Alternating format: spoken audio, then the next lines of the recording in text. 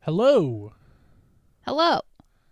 Welcome to What Are We Even Talking About? Who who even are we? Oh. Sorry if in the background, the software I use to record this, I have Logic, which is a great recording software for music and other things, but for some reason, GarageBand works better for this, so that's what we're on. And the metronome was still going. But Who Even Are We is the official name of the podcast. I think we figured it out. Yeah, so Oddballs Out Show. It was a great one episode run. RIP Oddballs Out Show 2024 to 2024. Yeah. So, do you want to know how I came up with that How? and the reasoning why? Yeah, so we should probably give the little backstory to that. So that was actually Taylor's idea for the name. I had come up with Oddballs Out as an idea for a YouTube thing that we were once going to do, and I just thought that would be a decent name. Accurate description of us. I think it describes us pretty well. We're both pretty oddball type people, but how did you come up with the name? Who I can't even say Who the name. even are we? You'll Who get there. even It's are fine. we? So when I had texted you saying that I think we could figure out a different name or one, I think we were on the phone. Something. Anyway, I was walking around a customer's house and I was like, what could we do that's something different that people haven't done, and like what would pertain to us? And I was like, why did I open up this can of worms? Because there's a lot of possibilities of words out there. There's a lot of words out there. There's a lot of folks. words out there. A lot of, I'm not a mathematician, but there's some combinations. Yeah, she's a geography major. If you can't tell. Yeah, totally. So I was walking around and I was like, who even are we? Like, what do we want to talk about? What are we doing? And I was like, wait a minute, back up. So hold on. So the way you came up for the name for our show was a total sitcom moment, is what you're Yeah, saying. kind of. But then I started thinking about it. I was Who like, even are we? I was Light like, bulb. I was like, back it up and reverse it. Hold on, what did I just say? And I was like, Put that It- thing down, flip it, and reverse it. I was like, that kind of pertains to a lot of things, because like Shout out to Missy Elliott.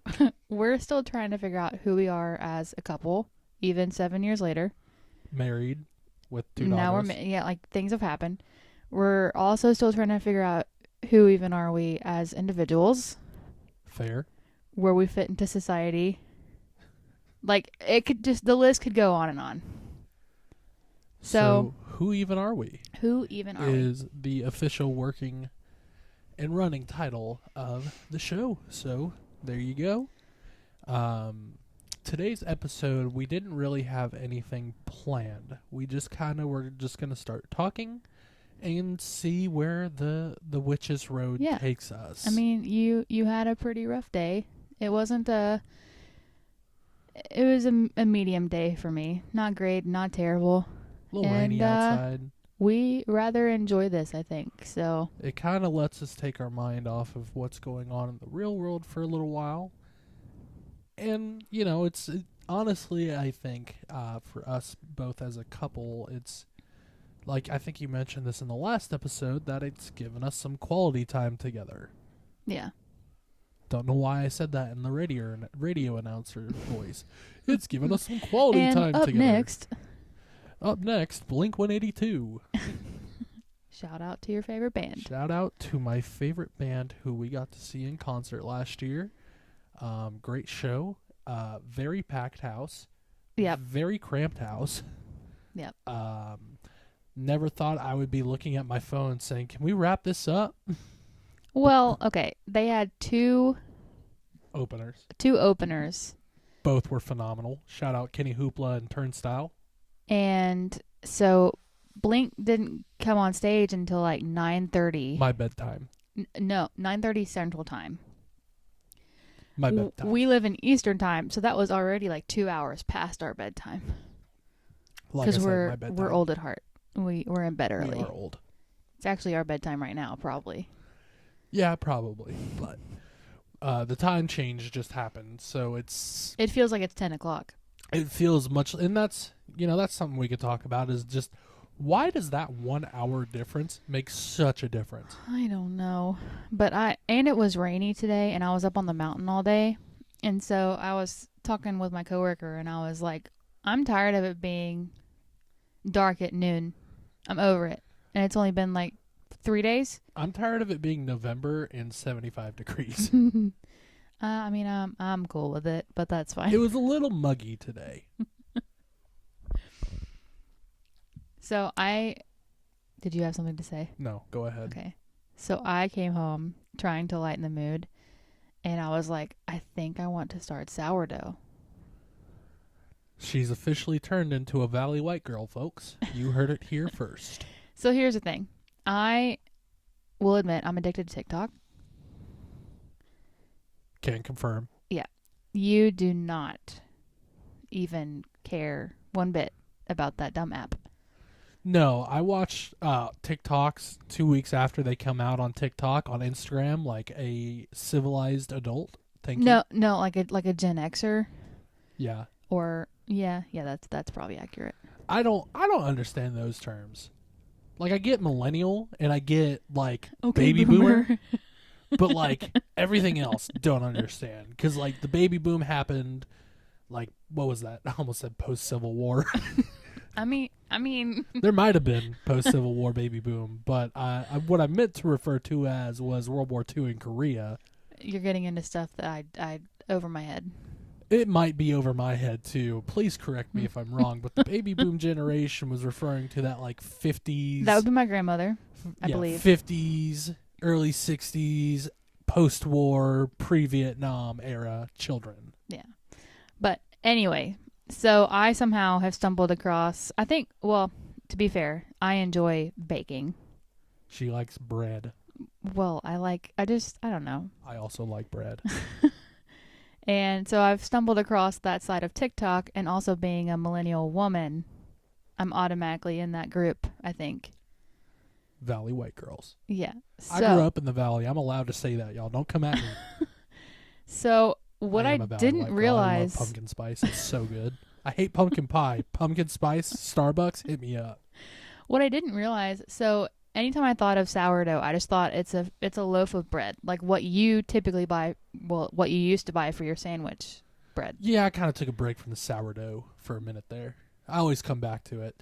But go on, I'm sorry. But what I found out recently is you can do different flavors. Uh-huh. I had no idea. Yeah.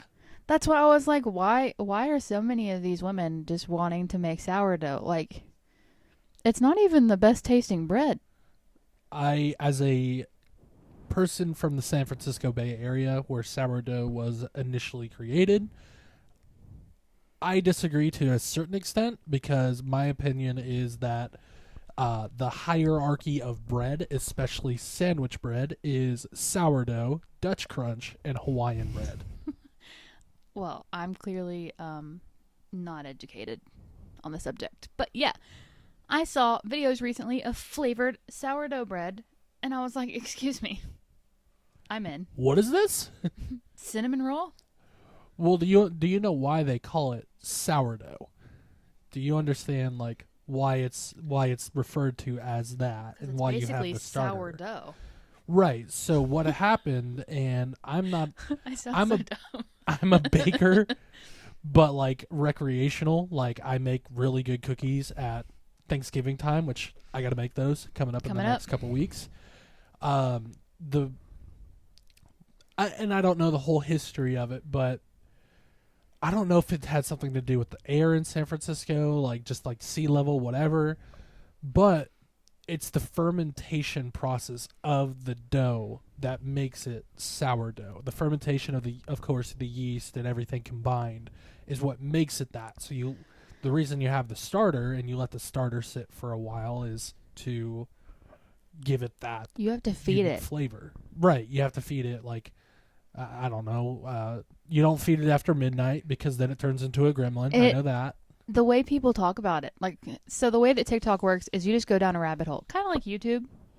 That's what I do on YouTube. I go down rabbit holes. So you go down a rabbit hole once you're interested in something. Then, of course, once it realizes that you're interested in something, it starts, like, feeding you more videos of it, which is why it's so addicting, because now you're like, all the things that I'm interested in just keeps coming. Yeah. But, yeah, people... at first I was really confused because people were like, "Yeah, it's time to feed the starter," and I'm like, "The what? You got to feed the Mogulai. Like what?" But you're basically just.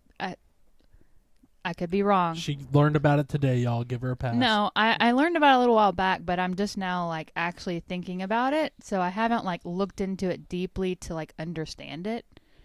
But you just basically add more flour Mm-hmm. to it.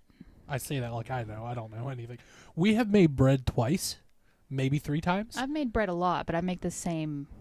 You make the thing. potato rolls. Yeah, I make for the dinner Thanksgiving, rolls. which are fantastic. But we have made actual bread. Like we tried Dutch Crunch that one time, and that didn't really go well. I've made biscuits. They could have been better, but I wasn't trying that hard. It was just a last minute like, I want biscuits. There was a video I had watched on YouTube of Maddie Matheson just making all these game day snacks. And I kind of got on a game day hype. So one day I decided I was going to make wings, which I've made wings before, fried wings. I made mozzarella sticks, which I did not make from scratch. I will wholeheartedly admit that. I assume it's a breaded string, like piece of string cheese, but like don't really know, or cut up mozzarella. I forgot I bought string cheese at Aldi the other day. Oh snap! She's got the string cheese, y'all. Made nachos, and then the last thing I made was pretzels and beer cheese. So we made the pretzels, and I think they turned out pretty good. The pretzels were good. I'm indifferent on pretzels, though. Like, I like them, but they put, as somebody who has high blood pressure, shout out lisinopril, I shouldn't have a lot of salt. Now, does that mean I always eat a ton of salt? Typically, no. I don't really. I salt things. Well, okay. To have it on there. Depends what it is. Added salt versus salty foods are different, though. That's true, but either way, it always seems like when you go to a ball game and get a warm pretzel, there's so much salt on it, and that's just too much for me. Yeah, you can take half that off. Honestly, you can take all of that off. I don't even Give need us the salt. one good shake, and that's probably enough salt. Honestly, I don't even need the salt. I just like the pretzel. Now, cinnamon sugar, lather that bitch all up. the way. Are you a mustard and pretzel person? So if I was at the concession stand at a baseball game, my first pick would not be a pretzel. We all know the only time I really eat hot dogs are at baseball games. Because there's something about watching a game of baseball, having your Coke or what I drink like no sugar soda, so like I drink like Zero and Diet Coke, stuff like that. I know it's probably still not good for me, but I like my sugar with my dessert, okay? Whatever. But there's something about having your hot dog with your mustard and whatever other toppings you want. New Yorkers, don't come at me, but I like ketchup on hot dogs too. There's something about that with the Coke, watching a baseball game, it just hits. But if I had a choice, like if we're at a restaurant and they have pretzels and beer cheese, it's going down. I knew that answer. But I was asking about okay. Would I have a pretzel with hot dog? Is that what you're at? Yes. No, I was going to say pretzel with a hot dog. Mustard. Pretzel with mustard, probably. Oh, excuse me. Did we catch that? I don't know. See, we're Delicious. drinking this weird. What is this thing? So, It's supposed to be sparkling water, but I don't think it is. If you go to Kroger and grab a lemon lime sparkling water, it tastes just like Sprite. And it's delicious, and it's like $1 for a liter, and there's no sugar, and it's fantastic. But if you go to any other store, it's like club soda with just a hint of lemon lime, and it's disgusting in my opinion. Yeah. But so we got them, so here we are, powering through. Yeah, we don't have a Kroger around here, so we're still searching for the lemon lime somewhere else. Right. Yeah, that lemon lime. I've had it other places too. Like I've gone to other grocery stores, like I think Safeway, which, obviously we don't have one of those around here. Kind of surprising we don't have one of those around here because it's such a big brand. But Safeway's was like that. And when I went to Kroger and tried it for the first time, I was like, snap. Because there's been times, like, just throughout my life and even through our relationship where I go, would just stop drinking soda. The problem was I'd stop drinking soda to reduce my sugar, but I love sweet tea, so really didn't do myself any favors there. But to get back on track, although we're just winging it. I'm more of a nachos at a game person. Nachos at a game is a strong choice. Yeah. Especially if we're in Memphis. Like, they're going to have barbecue nachos. Of course. Yes, please. Yeah. Get those Rendezvous barbecue nachos, which, by the way, whenever I tell people I lived in Memphis, and I know you've gotten this question too, everybody's like, what's the best barbecue place to go to in Memphis? And I have my answer, but I want to know what your answer is. It depends on what you want. Standard, let's say, like, you know, your standard barbecue items, your brisket, your pulled pork, your ribs, your sausages. Well, see, I don't eat all of those things. Okay, when you okay, my favorite place is Central. Central Barbecue is pretty solid. But I will admit, I haven't visited all of them. So, what I tell people when they ask me what's a good barbecue place to go to in Memphis, I always say that the best barbecue that you can get in Memphis is made in a backyard. Oh, well, yeah. Well, somebody's backyard.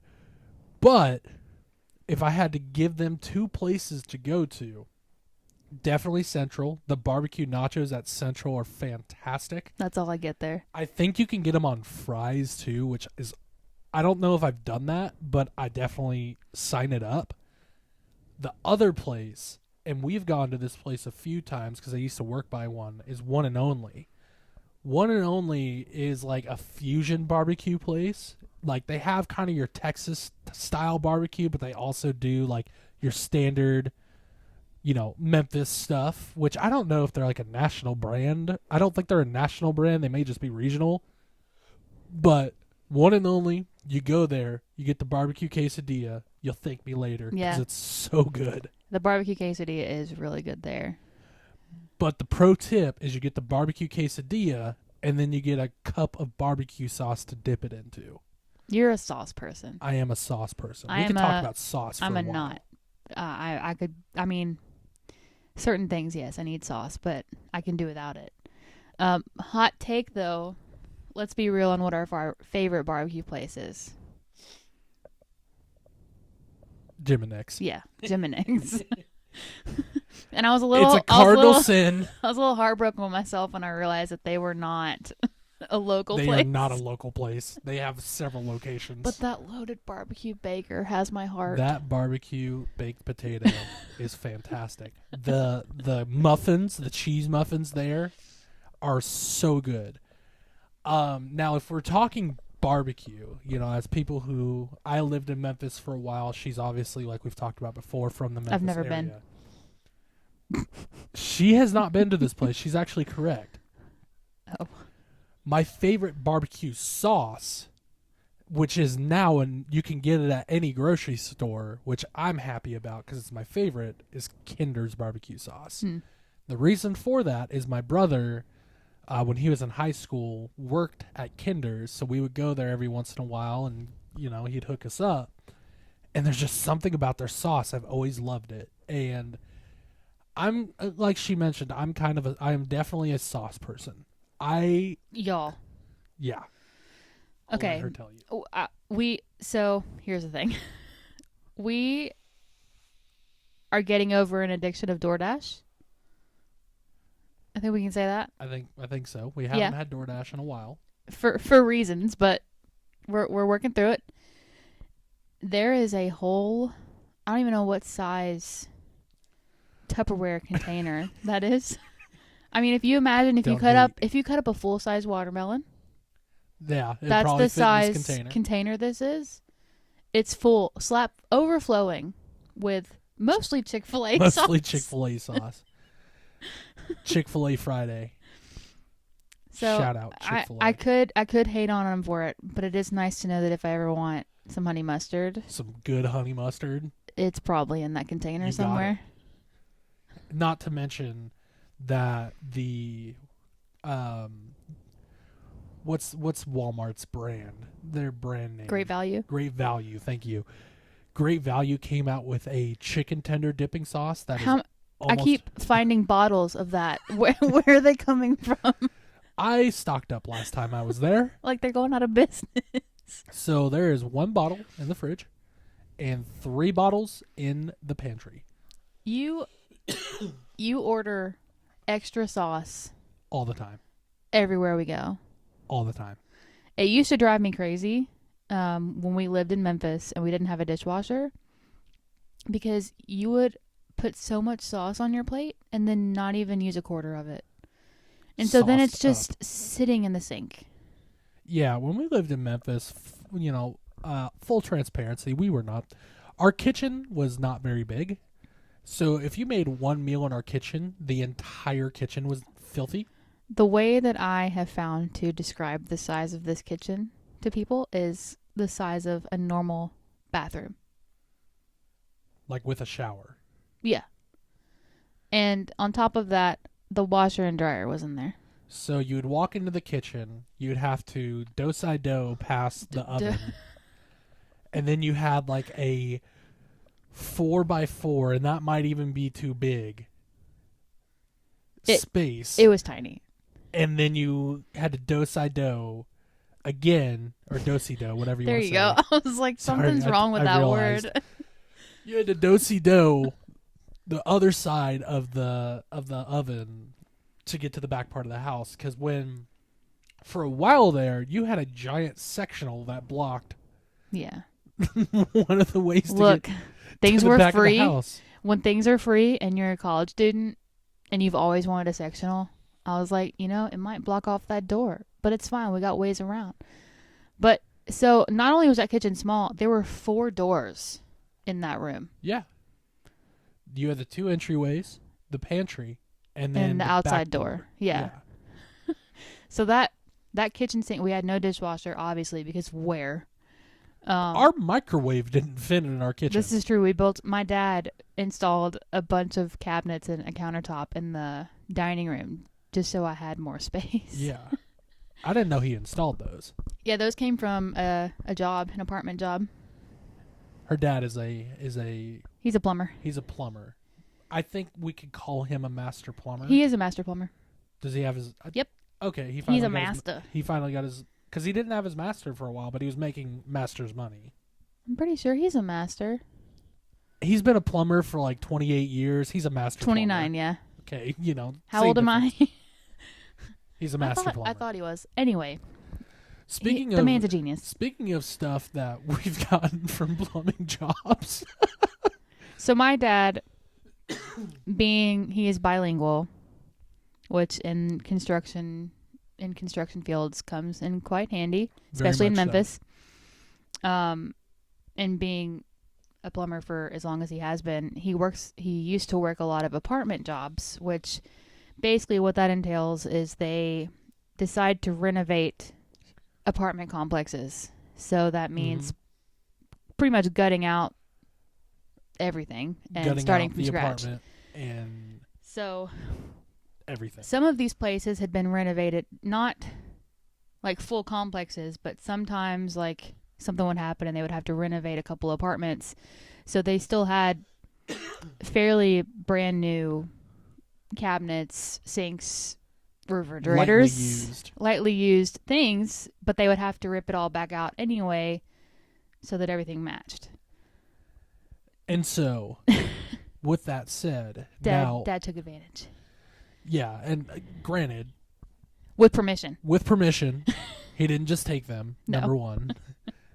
Number two, a lot of this stuff was gonna be scrapped otherwise in the dumpster. So why not? Mm-hmm. So Taylor and I have both worked for her dad. It's a rite of passage. I think to be a part of their family, you have to do some type of plumbing work. So we've both done that. And when we moved here, part of the reason that we moved here was because of a plumbing job. And So her dad, for our first year living here, stayed with us throughout He the was our week roomie. and then would go home on the weekends, which I don't realize how much I miss not having to cook every night. And I'd just come home some days and he'd be mowing the lawn or he'd be out on the grill My just dad, chilling. he's a busybody. He's scared to stay still because that's when things start to hurt. Yeah, so Colin, if you're listening, want to say thank you for all of that. It was an interesting year, I think is a good way to put it, but a good year nonetheless. But in that year, of course, like I mentioned, I had worked for him while waiting on my position at the time to start. So I went and worked for him for about a month, and oh boy, um, we had gotten God, what we didn't get much from that plumbing job. I don't think we got the wrought iron doors for the front and the back. And the drink fridge. We got the drink fridge. Now, they were gutting the entire apartment. So you had these fridges that were perfectly good working condition that were being shipped off to, I don't know if they were being sold or scrapped or Probably what. scrap. But he had come across this fridge that was like, there were, the apartments with kids, like, there were a couple like shelves and things that were wonky, but perfectly good working fridge. So, he comes home one day, and I don't know, I think I was off this day. I can't remember. But he comes home one day, and he's like, I got you a fridge. I was like, what? He's like, yeah, I got you a fridge. That's the thing about him. And I walk in the house, and in our tile room, there's this fridge, and I'm like, hell yeah, a beer fridge. Granted, you had talked. So, I was about We had talked about getting a deep freeze. Yeah, before I say this about my dad, you had talked about possibly one day getting an extra refrigerator just for drinks. And when we say drinks, like it literally holds our sodas, and at this point the freezer holds meats because the freezer that's on our actual fridge in our kitchen. Fridge in the kitchen is tiny. But the thing about Dad is he just shows up with things whether you ask for them or not. So he shows up and he's like, I got you a fridge. We're like, okay. Awesome. Okay. I mean, but that fridge is coming clutch. Honestly, yeah. Because, like, when you go to the store and you go to the frozen section and you get a few pizzas and the pizza boxes don't fit in the freezer, you got the freezer. Yeah, because so our refrigerator and freezer that is in our kitchen is like the stand-up kind. So the freezer portion, it's not even wide enough for a frozen pizza. So I don't know what people do. They take the box out. Because I've had to do this. I've had to do this before we got the shout out Colin for the second fridge. I've had to take the box off, take a picture of the cooking, like the baking directions, and stick the whatever back in there. I guess you could cut it out and like tape it if you want it, but like I have a phone right there and I can just search. So the kind of fridge that he came home with is you have your freezer up top. I mean, it's just it's a standard basic, like run of the mill fridge. Yeah, you have your freezer on the top and your fridge on the bottom, and that's honestly, I'm trying to remember. I'm fairly sure that's what I grew up with. So when we moved here, I was like, there is no freezer space in our actual kitchen refrigerator. But we also, our kitchen came with all of the appliances. Yeah, I mean, I'm not going to complain, but I'm honestly really glad we have that second. Oh yeah, fridge set. And should we talk about the elephant in the room being the third fridge in our house? Oh well, you have a mini fridge in your office. I got a mini fridge like the Christmas before I moved out of my mom's house when me and Taylor moved in together in Memphis, and so I had always wanted a mini fridge, and I finally got one. And until last year, Christmas. No, it had to have been earlier. I think we came and got it when Big Daddy passed away. No, I don't know. Either way, the mini fridge that I had effectively used for 10 months, and then sat in my mom's, or in my old bedroom at my mom's for the next 5 years. I decided that's going in my office, so I brought it back here. It's where he hides things from me. Yes and no. It's kind of a secondary drink fridge. So, like, if I buy, like, I used to buy the big cases of the Java Monster because that's my coffee in the morning, and I would put that in there. And then if I got a case of Liquid Deaths, I'd put that in there. And usually I'd throw some of those small boxes of soda in there, just so, like, throughout the day, if I'm working or doing something, I can just stand up, walk over there, grab a drink, and, not have to go throughout the house. I'll also keep snacks in there in the bottom little drawer, but I think Taylor will remember when I was still living with my mom, when I would go grocery shopping, and I would load that little fridge up. Is there a freezer? There's no freezer Okay. on that one. I would go and buy, like, the sandwich meats, and I had my own fridge upstairs. And that was just so I could stop going to Subway every single day, and spending money on a sandwich every single day. It came in handy. It came in handy a lot of times. I think we've said this in one of the other earlier episodes, but you either refrigerate or freeze everything. For the most part. Yeah. Like, you're like, oh yeah, there's some gummies in my refrigerator. And I'm like, why are they in your fridge? Because I don't have a dry storage area in my office. So now I have my box of gummies sitting on top of the fridge. You do, but I was just trying to make a point. Yes, there were gummies in the fridge. It's almost guaranteed that if at any time you open our freezer, you might get attacked by Reese's. That is true, because frozen Reese's are... We've talked about food a lot this episode. We have. Well, have you eaten dinner? I have not. I've had a turkey sandwich today. You should probably eat dinner. I should probably eat dinner at some point. I'll probably have another little sandwich or something. There's leftover mac and cheese. Oh, heck yeah. Throw some chicken in there. Call it a day. But no, it's a lot of fun memories from back in those days. I'll never forget going grocery shopping with you that one time. And it was like 10 o'clock at night, and Walmart was like packed for some reason.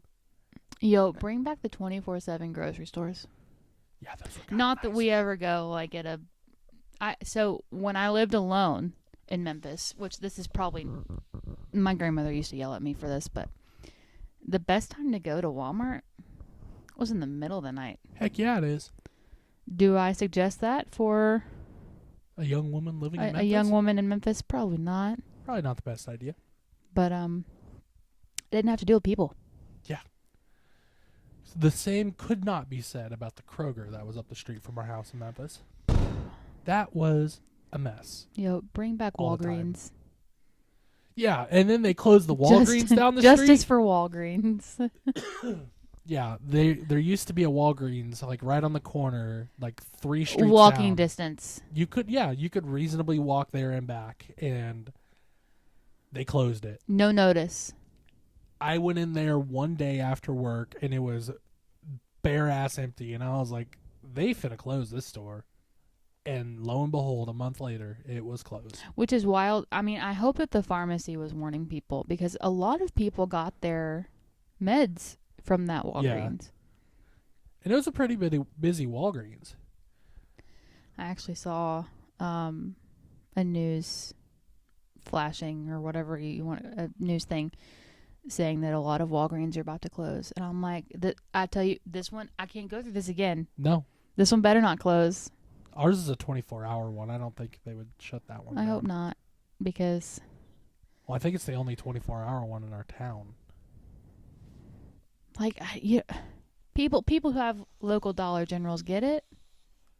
If you can go to one of the baby stores, you're not going to go to the big ticket stores. Like, especially if I just need one thing, like that one Christmas when I left out the eggs for 48 hours.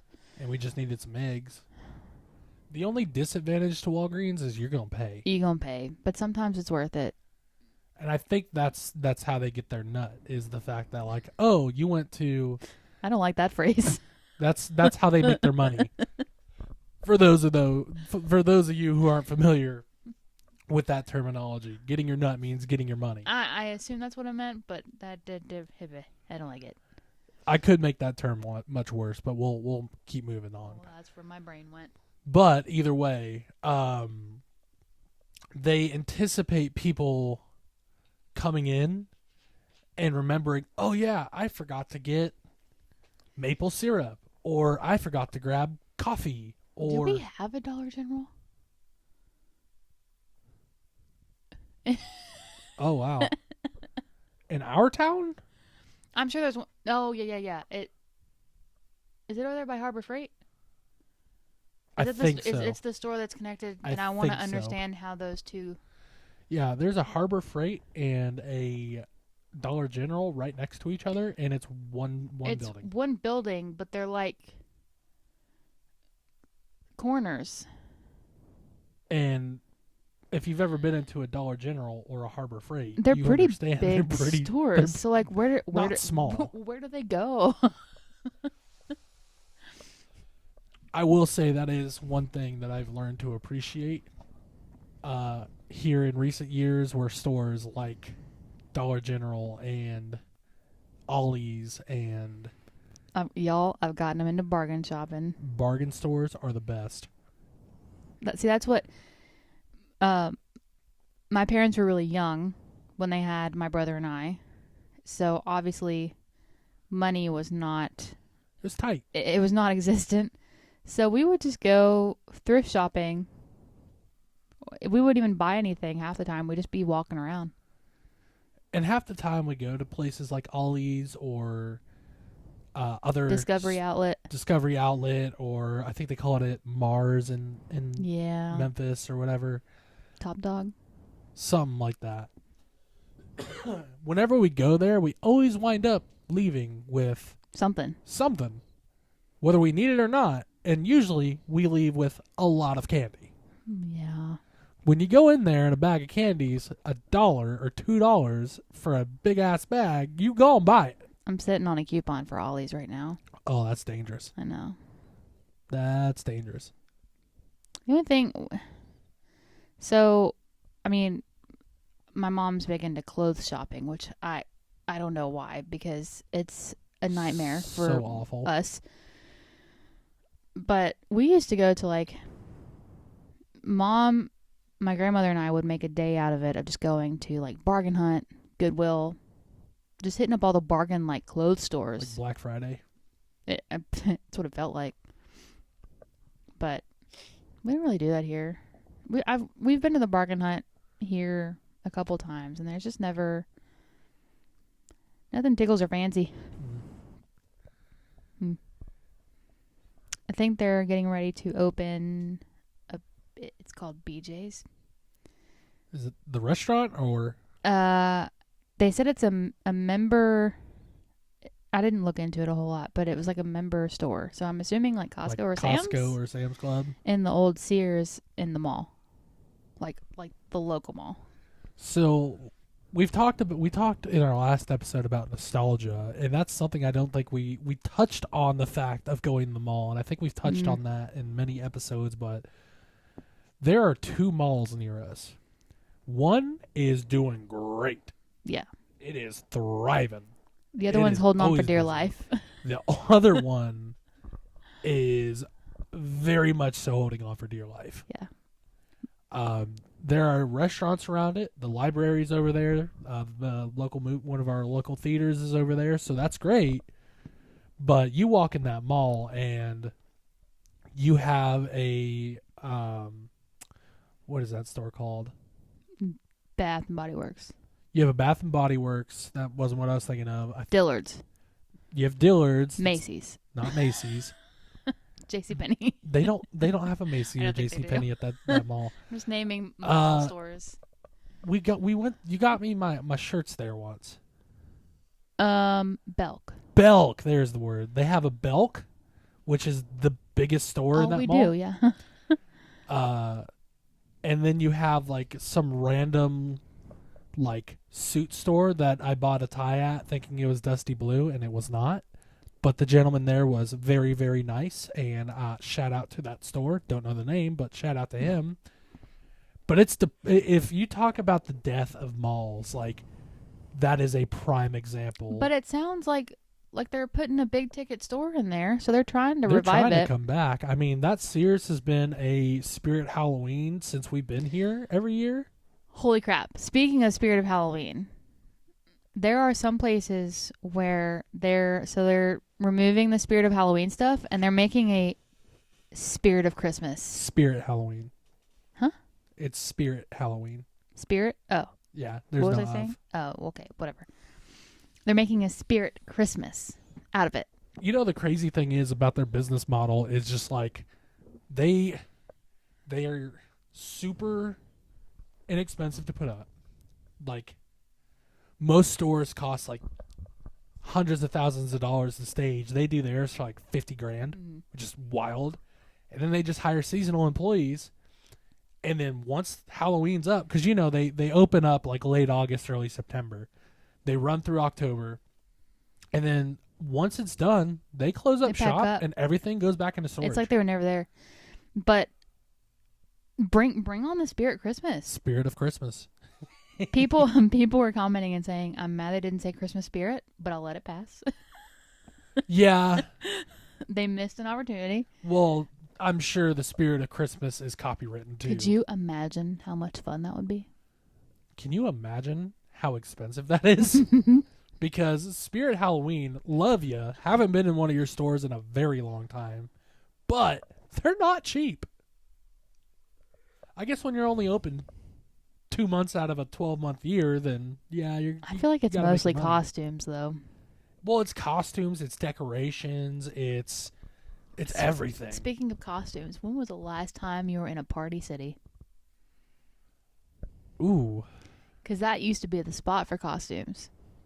They had that whole back wall of like costumes you could pick out. So I'm going to throw you off here. When I was a kid, when we would get our Halloween costumes, we ordered some came from Target. But there is a store, and I don't know how big they are in the Bay, but there was one in the town, because like we lived right on the border of Danville and San Ramon. So it was right next to the Costco my mom worked at. And I think I've told you about this store before. And I know we've driven past it, but it's a store called Boswell's. And it was our Party City. It was our party supply store. They had knickknacks. They had a literal aisle, which I know the candy aisle exists everywhere, but it was an aisle of like individual candies and bags of candy and all that. But year round, you could go there and get costumes and costume masks, and that was the spot for Halloween costumes. I don't remember ever getting costumes from Party City. We probably did, but I mean, because they were... Halloween costumes are not cheap. Expensive, and being a fluffy girly, they weren't always... fluffy friendly. So it was more of a just like, let's see what all they have, and then be sad about it. I couldn't tell you the last Halloween costume. I think the last Halloween costume I ever got, if I had to guess, was the year that me and my friend Connor decided to do Freddy versus Jason. And he went as Freddy and I was Jason. I wore, because I was in dance, and you know, when you're little, a lot of your dances are like character type things. Right. So like I had a Britney Spears costume. I had a cat costume. I don't think this was dance, but I was Jessie for Halloween once. From Toy Story? Yeah, from Toy Story. So a lot of mine were, I'm not homemade, but just happened to work out. The last Halloween costume I actually wore was my Jim Hopper costume. Oh yeah. My Smokey the Bear. Yeah, she went as Smokey the Bear and I was Chief Jim Hopper. Yep. Stranger Things is coming out next year. Oh, I can't wait. Officially. Now that I've forgotten everything that happened in the last season, Season 4 was wild of It was Stranger like Things. 7 years ago at this point. They're all like 30 years old. Yeah, when Stranger Things started, now, granted, none of them were probably accounting for a giant global pandemic to shut down filming right at the beginning. But they were like 12. kids, and now they're like full-fledged. Like, Millie Bobby Brown is married, Yeah. which is wild because she was a kid in Yeah. the first Stranger Things.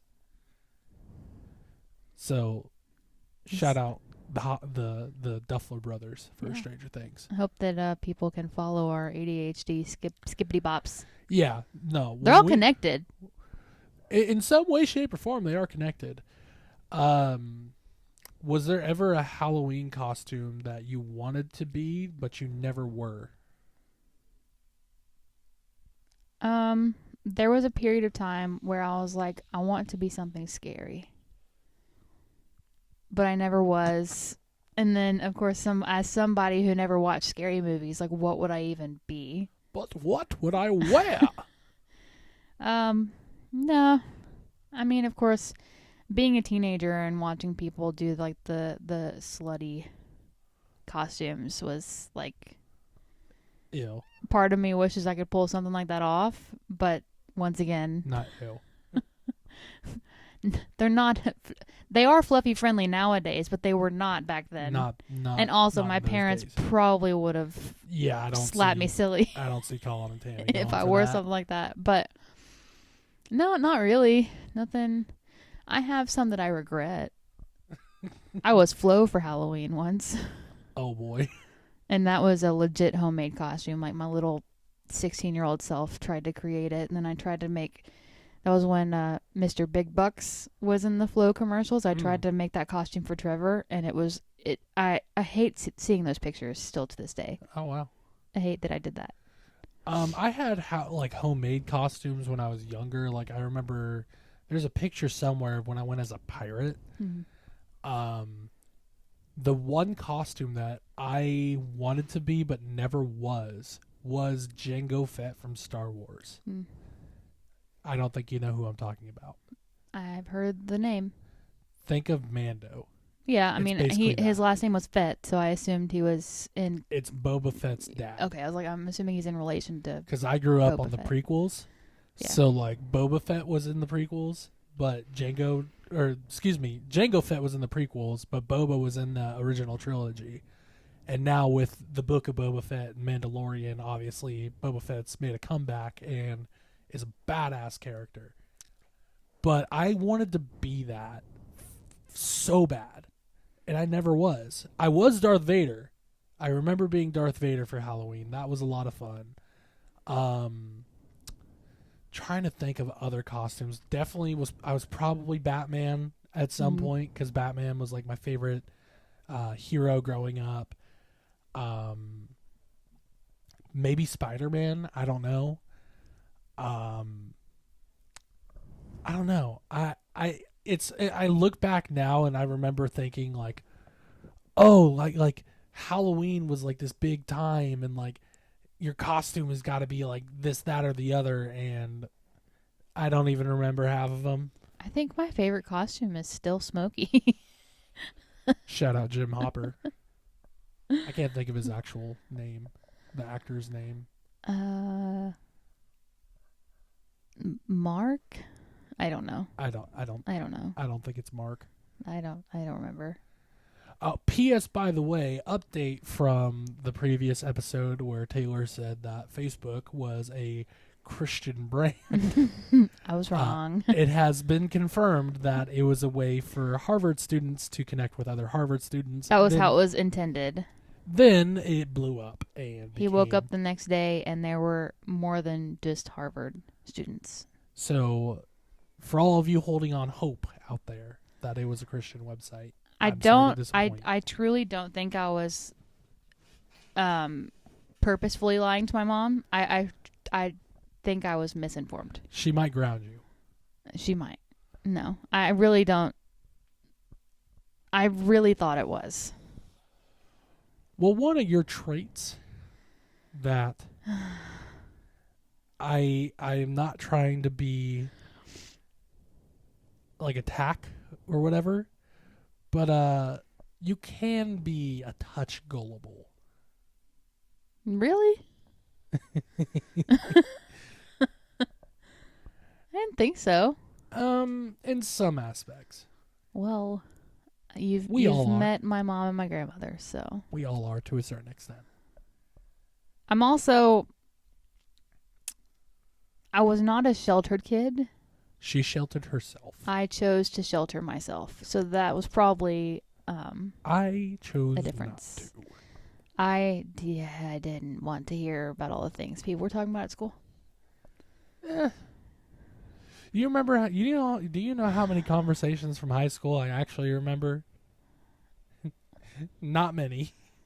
I remember a few. That's just because, like I said, I was naive and didn't partake in certain conversations, so I didn't understand them. Well, we live and we learn. No, we could talk about Halloween. We could talk about Christmas. We can talk about anything. We're on a podcast. This is our thing. This is whatever we want to talk about. Who even are we? Did I get it?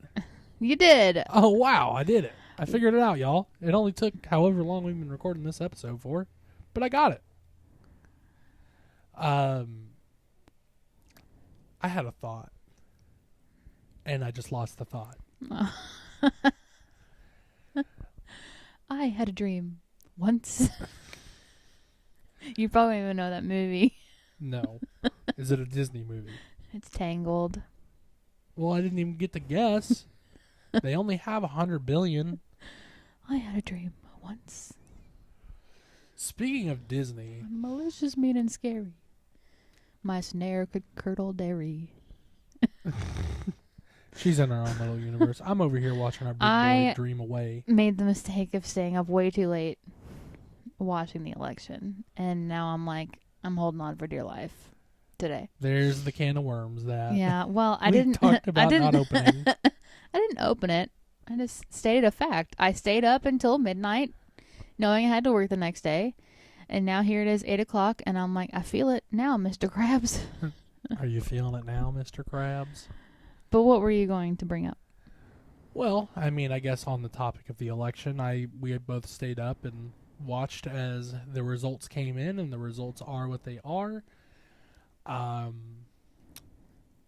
Might be a hot button item to say, but I don't know about our listeners out there, but since social media is, on the topic of Facebook, since social media is such a widely used thing now, I have learned to stay off of social media following the election. I'll admit I was holding my breath because I didn't know what can of worms you were choosing to open there. But this is fine. I can get on this one. I was like, I don't want to really talk about politics because I'm still learning at 29 years old. So we could preface this by saying that we talk about politics, Taylor and I, not openly. Like, we'll get on the topic. Once every 8, how many? When are elections? 4 years? Every 4 years. We'll talk about politics to a certain extent, but we try to stay pretty open-minded about things and form our own opinions, as we should, as most people do. There are a lot of women who vote for whoever their husband There are. votes for. There are a lot of those. I don't know where we want to go with that, but that was just a statement that I felt like needed to be said. Without going into detail on candidates or what have you, me and Taylor, I think we are both kind of in the same mindset of, like, we have our own opinions on certain things, and we see eye to eye on certain things, and some things we don't Some fully things we agree will on. always butt heads on, and that's okay. And that's totally fine. And that's the beauty of it, and kind of the drawback to it, that everybody has their own opinion and everybody's entitled to their own opinion. But the point I think I'd like to make is that not everybody has to share that opinion publicly. So I absolutely 100% despise election years. Oh, me too. I hate what people turn into. I did not grow up in a household that talked about politics. My parents, I never really heard them, to my knowledge. It could be one of the things that I chose not to listen to, but I wouldn't blame you there. they, Nothing against your parents. Also, just twitched. Sorry. He's over here having a good dream. I never heard them talk about politics at all, apart from probably 9/11, I'm sure. Well, that was a pretty Different. That's massive different, event. yeah. So I'm still, like I said, I'm still learning. I'm still trying to figure it all out because also our teachers do the best they can. But Shout out to our teachers everywhere. We appreciate all of But you. schools in general don't exactly educate us in a way, or at least for me, in a way for me to understand what the heck is going on during election years. When you say that, do you mean like they don't educate you on like what you should be looking at when looking for a particular candidate to support, or? Well, and it might have been a lack of interest on my end. Because if you think about... Can't say that, I blame you. If you think about... I don't even know when we learned about U.S. history. I'm assuming... Throughout I remember school. Middle and high school, probably, for sure. Once again, I didn't grow... Like, it wasn't talked about in my household. So, like, why, as a, let's say, 13-year-old, would I listen to it at school? It didn't interest me, which now, obviously, I'm paying the price. But I don't think... They were probably... But you're not alone in that. Yeah. They probably also had to be careful as to how they taught it, I'm sure. Well, not to interject here, but to interject here. Yeah. One thing that my mom taught me that has always stuck with me, and you know what I'm about to say, is that when forming relationships with people, whether it's at school or friendships or, what have you, in the work environment, in the workplace, typical topics to not discuss because they can be considered rude or impolite to talk about are race, religion, and politics. Yep. And I think, personally, I appreciate that advice because it allowed me to learn how to listen to people and learn about what their culture is or what they believe in. And, we don't always agree. I don't always agree on what a culture or a religion or somebody's political views are, but I can still respect that person as a whole despite those disagreements. That's what makes us human. And so, not to dig too deep because I don't want to hurt feelings, but I wish that was a more common practice. I'm sorry. To certain extents. Did you say to talk about it or not to talk about To it? not talk Okay, about. that's what I thought, and then my brain went on a tangent inside. And I say that, and I've had conversations, and I've had legitimate one-on-one conversations with people about these topics, but I always try to respect their views and just listen to them. And then they, in turn, gave me the respect to listen to what my thoughts were. And at the end of the day, we were just, having an open discussion, and we learned what each other thought, and it was fine.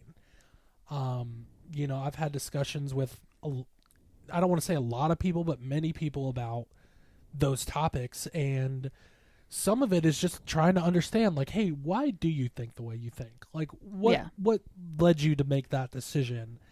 And that's part of human nature, is be curious. So it always happens by accident. I don't necessarily bring it up. I enjoy talking about it. It's kind of fun. And honestly, after meeting somebody, I kind of expect a conversation at this point, but I don't cuss. And that always leads to... Why? Religion. Yeah. So I end up in that conversation by accident most of the time. But thankfully, every single time I've had that conversation, it's just everybody's open-minded, talking about experiences, learning about each other, and I love it. But politics has been... It is brutal. So getting back on the Excuse me. Facebook topic, I have purposefully made sure that anytime I post relating to an election, I give you no idea where my stance is. Or at least that's my intent. Because that's your business. Because, like I said, I'm still learning. Like, I told you when I came home yesterday from voting, I was like, I'm not 100% sure if my decision was right. But it's what felt right in the moment, and all I can do is pray about it and hope that all's good.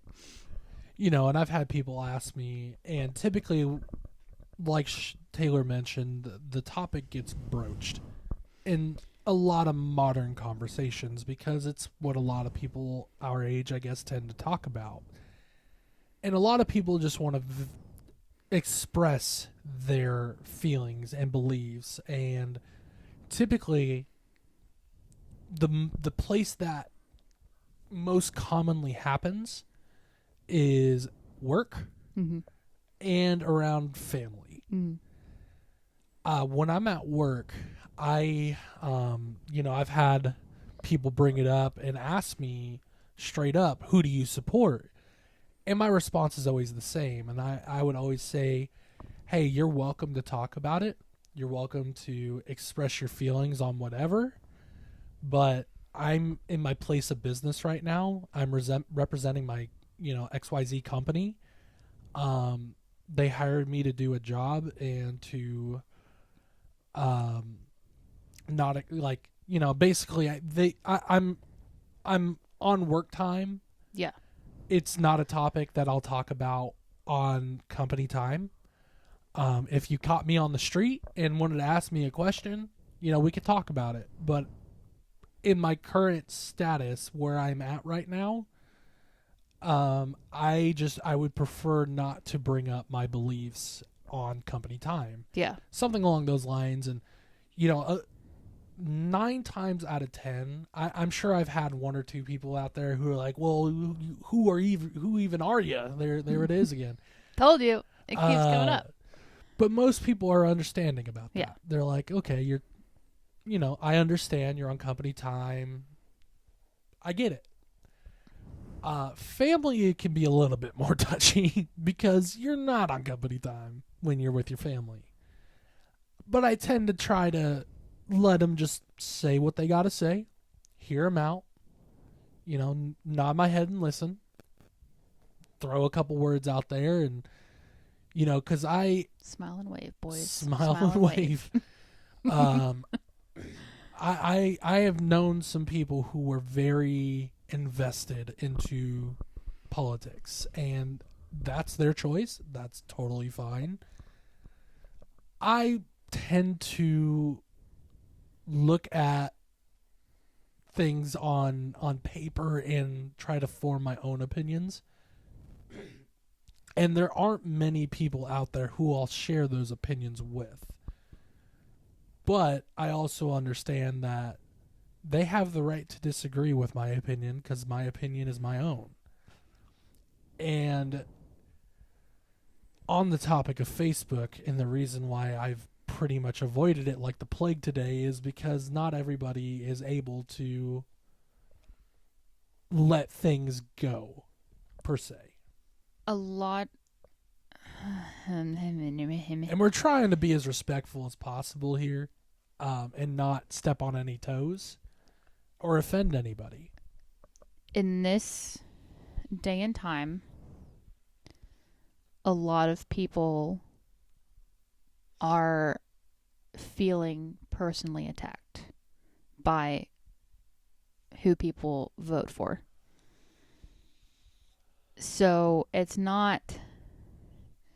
The posts that I've seen today have been very, jab to the heart. Not yours, but other No, people's. just in general. Because people genuinely feel like it is life or death, which I fully understand where they're coming from and what they mean by it. But it's just a lot to take in when you're just trying to pass some time and scroll through Facebook. Oh, look, hey, cookie recipe. That's I just what I'm want to looking see for. this person's kid all dressed up in their, whatever. And that's pretty much the reason why I've stayed off of it too, is just, people,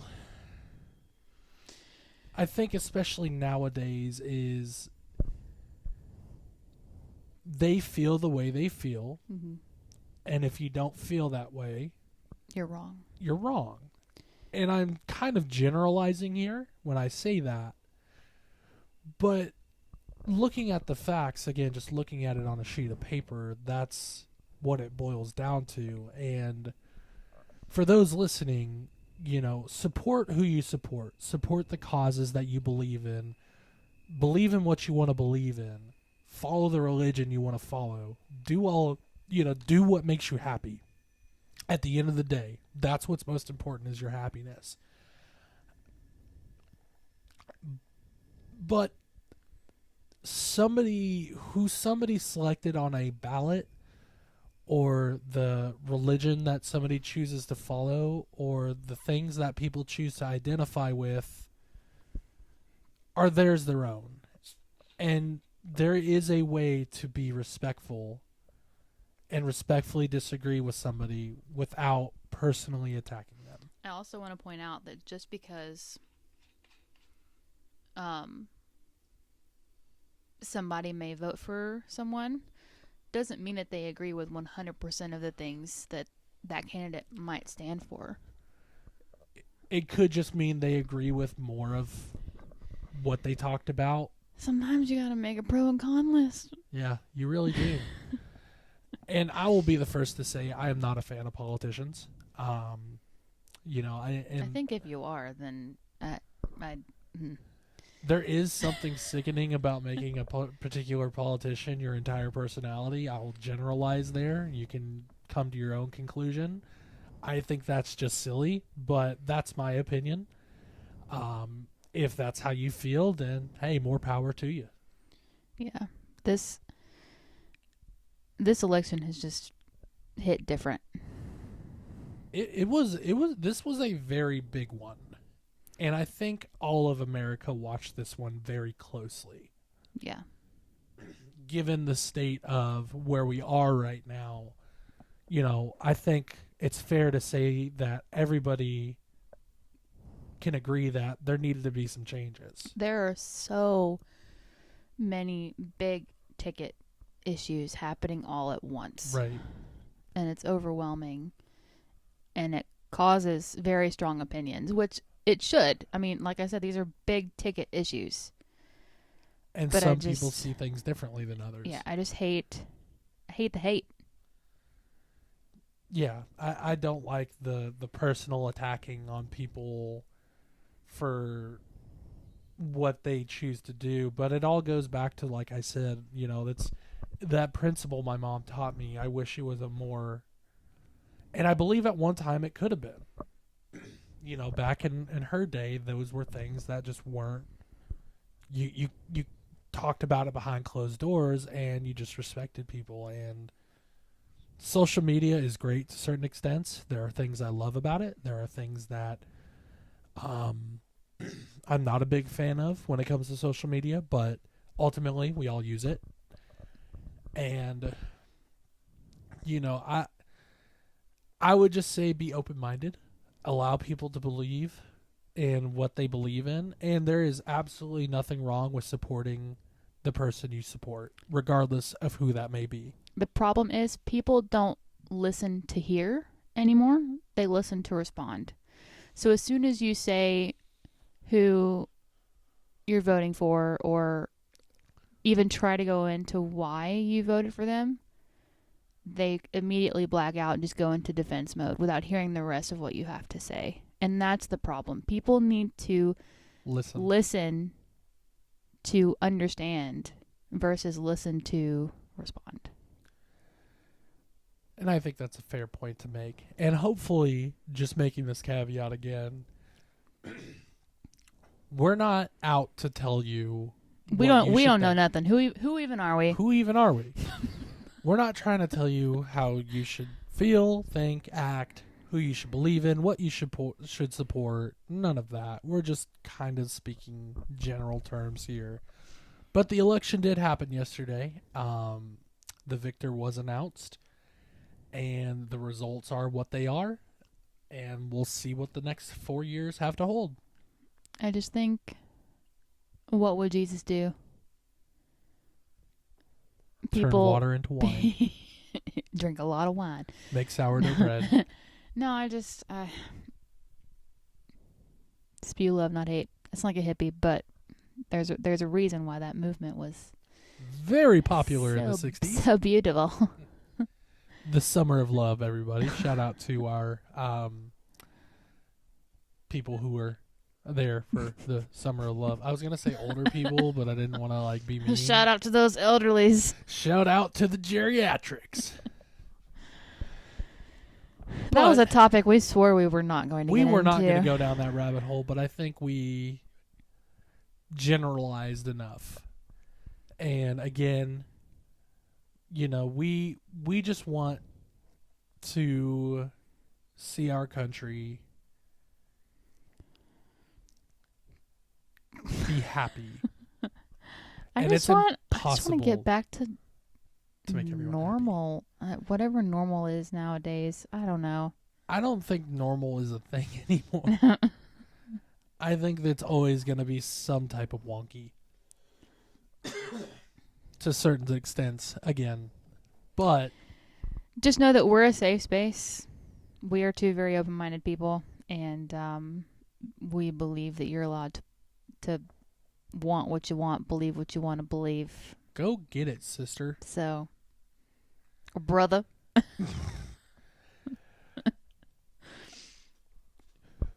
But returning to other topics, getting off of politics, which, again, by the way, is not a topic that we typically will openly discuss. No. Because we have friends with differing beliefs. We have friends who are heterosexual, homosexual, bisexual, transgender. And we want those friends to know that regardless of what you believe, we love who you are, and that's not going to change. Mm-hmm. What you believe is not going to change our thoughts on that. The only reason we talked about politics today is just because it's quite fresh. It's pretty much today. Everywhere you look today. You're not watching an ad without seeing politics. Facebook is a very hard place to be on. Speaking of ads, I'm going to take a sip of this disgusting spicy club water. Spicy fake Sprite. And I don't like this. I should remind our listeners. Do some ASMR. Nope. I don't understand how people enjoy that. I would say we have to drink it, but it was literally like 79 cents. So we really don't. If we didn't drink it, it's fine. It's okay. But here we are. Talking about controversial topics, not politics. What are you doing? I thought we were leaving. Leaving the controversial topic. Well, it's something that we've both talked about, but I wanted to kind of get into it with you a little bit. Oh boy. I'm about to talk about weed. No. Although we could talk about that. Anyways, we're not going to. That's a story for another time. I don't know if we've talked about this so much, but one of the first concerts that Taylor and I ever went and saw, or the first concert I had ever been to that she took, she so graciously took me to, which was just huge dub. Taylor is readjusting right now. My butt's hurting. So no, I need this, please. Thank you. She is grabbing stealing the butt cushion from my dog. The butt cushion from the dog, and the dog is indifferent about it. This doesn't feel secure, but it's okay. But one of the first concerts that we went to was a Foo Fighters concert. And I'm sure you know the news of what Dave, and you say Man, Dave Grohl, what shared. what you doing, dog? So this is a topic that I just kind of wanted to pick your brain on. Let me preface this by saying I am still a Foo Fighters fan. Mm-hmm. I support the music. I still miss Taylor Hawkins, an awesome drummer, a very well respected drummer by many musicians over, from the Beatles to Blink 182. Excuse me 1 second. He's got a vape, y'all. He's from California. Yeah, Forgive him. gotta hit the wacky tobacco. Anyways, it's not wacky tobacco. That's Isn't that another weed? term for marijuana. Okay. It's not. It's regular nicotine. It's better than chewing tobacco. Well, we don't know that. Anyways, moving past that, a few weeks ago, Dave Grohl came out and publicly stated that he had fathered a child outside of his marriage with his wife Jordan Blum,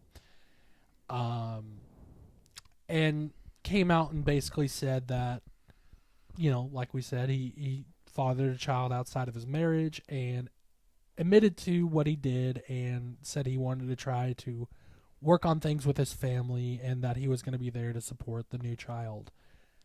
One thing I think we both agree on is that his actions were not right. Mm-hmm. We don't agree with the fact that he did what he did. But big but, how do you feel about how he went about the situation? Because this has been there. Because I'm on the Foo Fighters subreddit. I follow them on Facebook and Instagram. Again, one of my favorite bands. I love them. So the news really hit home. Yeah. And I know now that we had gone to the concert and have been listening to them, and you're familiar with them. I wanted to get your thoughts on, like, how did you feel about his announcement, and what do you hope to see from Dave going forward? Well, Big topic. So the timing of it, in the midst of everything, these past few years, it's a shame. It should have never happened.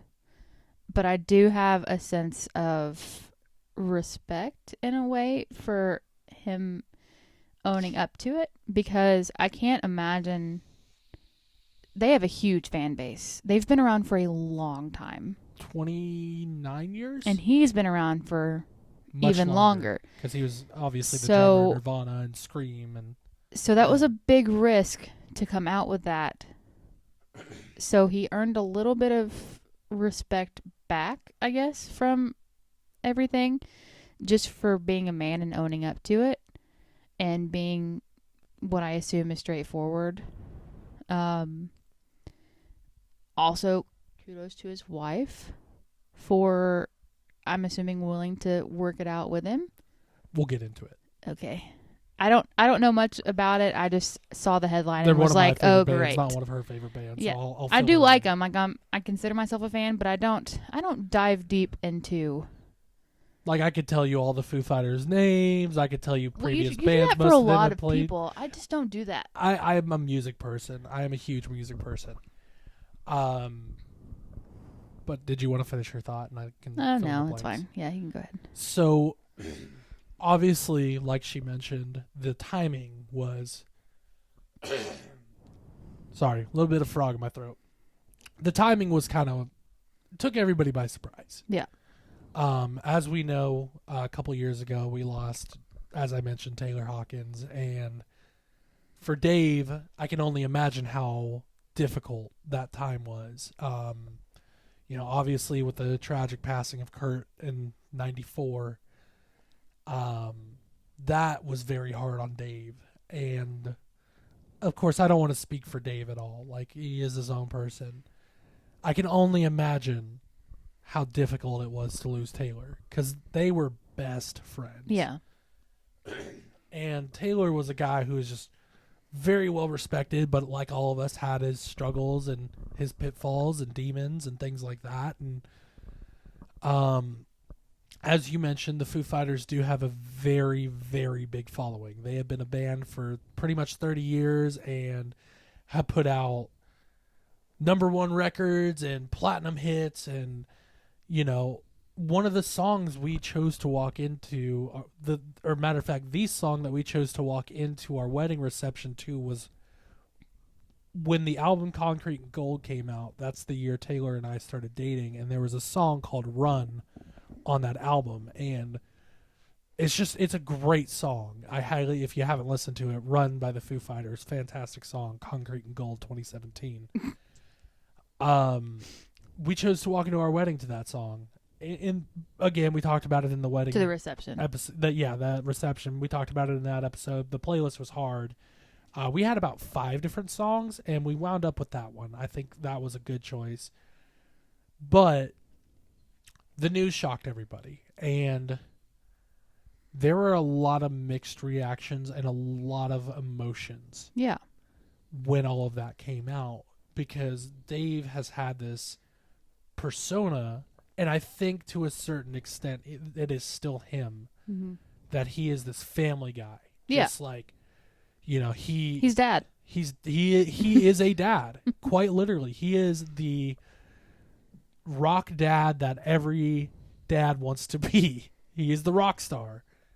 But I think we can say it's safe to say that the rock star lifestyle is very, very difficult. Mm-hmm. You know, you go from playing stages with thousands and thousands of screaming fans and, you know, being this public figure. And like everybody, we're all human. We all make mistakes. So in the past week, it's come out that Dave has fired his divorce lawyer, because I understand why. He had one set up just in case. In his initial post, he said he wants to do everything that he can to win his family's trust back. And so the news of that was kind of relieving. Yeah. Like, okay, him and Jordan are going to try to see things through. Good for them. You know, that is their business. Mm-hmm. And it goes back to the Facebook thing of people attacking. Yep. There were a lot of posts and comments under that, like, she should divorce him, he's a scumbag, and granted, some of those feelings are valid. But as Taylor mentioned, he owned up to it. You know, he didn't hide it. He didn't try to run from it. He came out and said, hey, this is what happened. And granted, we don't know the finer details. We don't know why these events happen. We can only speculate why they happened. And we don't know about how Dave and Jordan were behind closed doors. You know, that's their business, and respecting their business.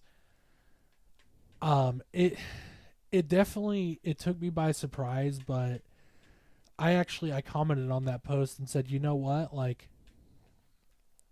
a lot of superstars, a lot of rock stars, a lot of celebrities would have paid them hush money, would have done everything to keep it quiet, would have gone to great lengths to not do what he openly did. And that was own up to it, take accountability for it, and he went as far to say, like, I'm going to love my new child like my other 3 children. And I'm going to be there and support this child.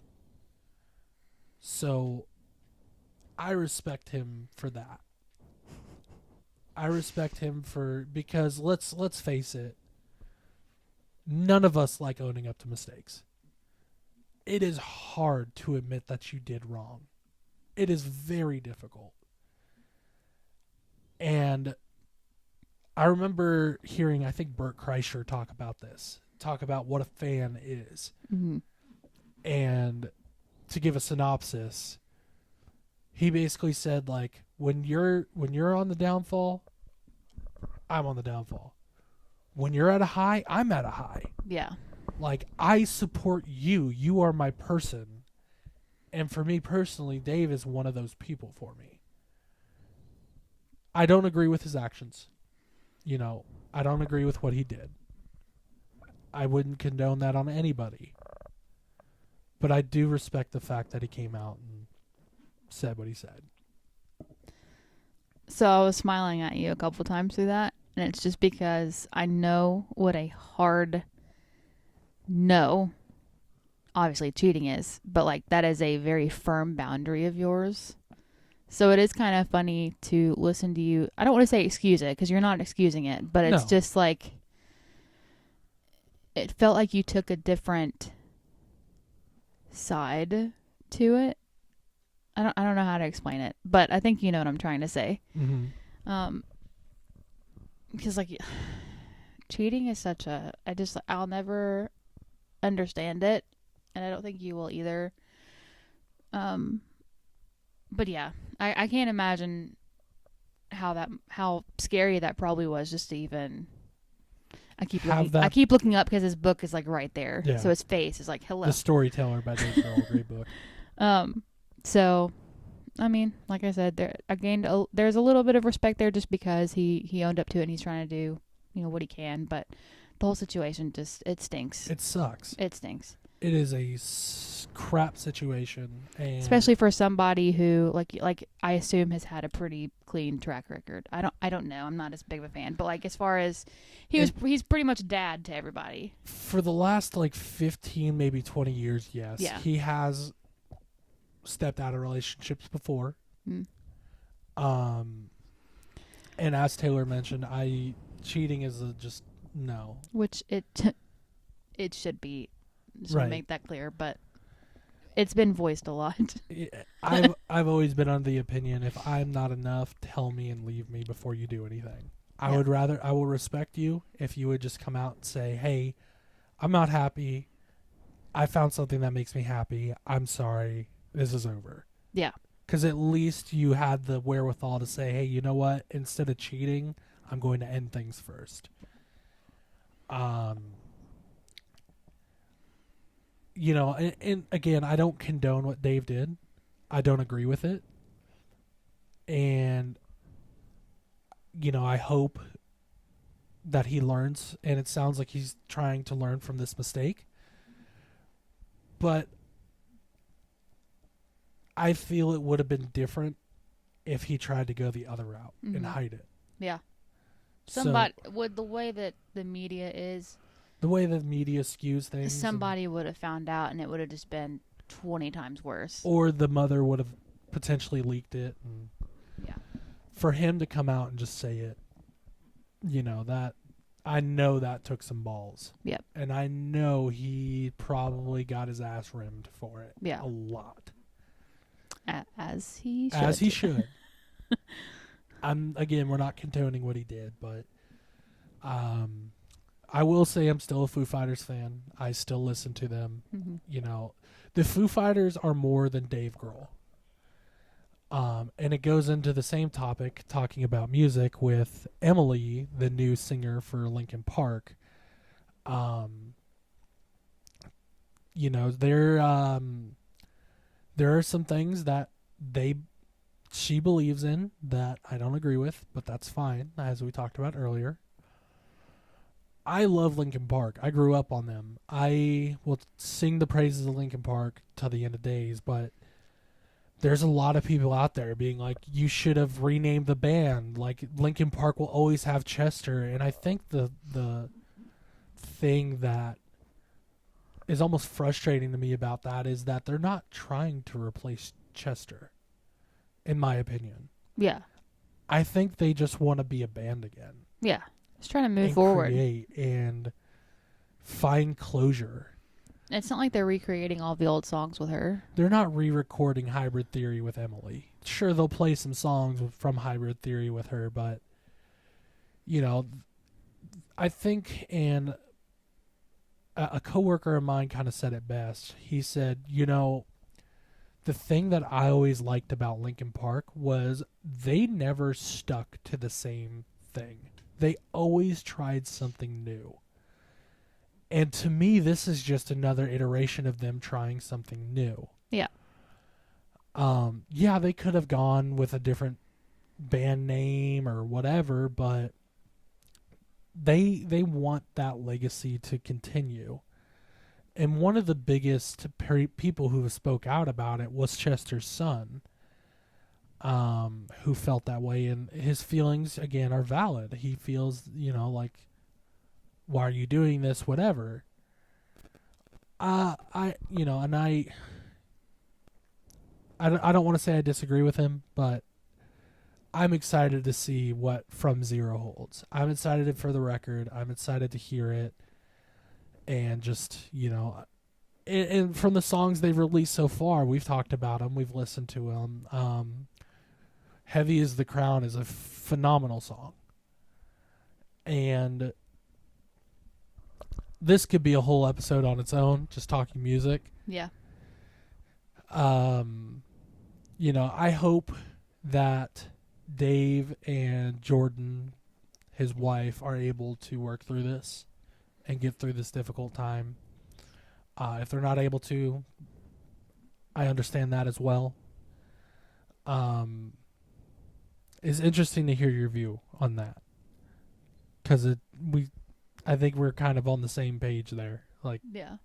with everything. It was definitely, when I saw it come across, what if it was Facebook or I don't even remember where I saw it, but it was like, dang it. Why? What the heck? Come on, Dave. So, yeah. Well, to end on a positive note, Taylor is still rocking the blue blanket that she had brought back from the previous episode, so that's good. If there are any topics that you would like us to discuss, I know we kind of went all over the place today. We talked about sourdough. We talked about sauce. We ever actually publish these episodes so that you can give us suggestions. Yeah. I was trying to make a stockpile, but I got to create the page and do everything still. So a lot of these are pre-recorded. Oh, sorry. Sorry to tell you. I just pulled back the curtain a little bit. Peel back the curtain a little bit. But if you do think of any topics that you think would be interesting to get our take on, we'd love to talk about it. Again, we just enjoy doing this. Yeah, I told one of my coworkers today that we were starting a podcast, and he's like, "Oh, what are y'all going to talk about?" And I was like, "We're just talking, honestly." And that's probably super boring, but we're spending quality time with one another. I think we're learning about each other, which is crazy. After 7 years, we're still figuring it out. But, yeah.